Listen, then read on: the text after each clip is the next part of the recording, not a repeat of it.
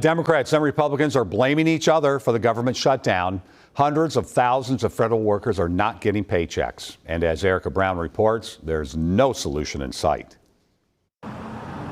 In the wake of a partial government shutdown, some government offices went dark, with thousands of federal workers told to stay home. And the blame game is in full swing. The Chuck Schumer AOC wing of the Democratic Party shut down the government. With Congress failing to pass a short-term funding bill, about 750,000 federal workers are expected to be furloughed. The Trump administration is also threatening mass firings as some government offices are shuttered. Republicans want to extend funding at current levels, but Democrats are holding out for concessions on health care, including extensions of Affordable Care Act subsidies and reversals of cuts to Medicaid. They're boycotting negotiations because they want premiums to go up on people in this country. They don't want to be held accountable. I just say to my Democrat colleagues who want to work on this, fantastic. That's great. Let's not hold hostage all of these innocent Americans.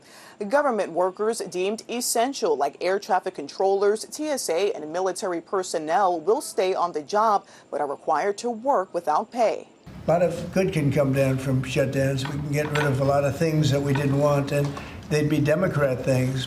With thousands out of work nationwide, the pain could be widespread and cost the U.S. economy hundreds of millions of dollars a day. It could cause a little bit of a dent in the economy, but I don't think that's the issue. I actually think it's a much more personal issue that these people are going to struggle and the people where they shop are going to struggle. This is the first government shutdown in nearly 7 years, with little sign of any breakthroughs. Erica Brown, CBS News, the White House. The head of the Office of Management and Budget told House Republicans this afternoon that reductions in force, or what are commonly known as layoffs, will begin within 2 days. Here in Minnesota, there are roughly 18,000 federal workers, not including military personnel, who will go without pay. And as we heard earlier, Democrats in Washington want an extension of tax credits to bring down the cost of the Affordable Care Act premiums. Without those subsidies, some advocates in Minnesota today warn the cost of health care will soar.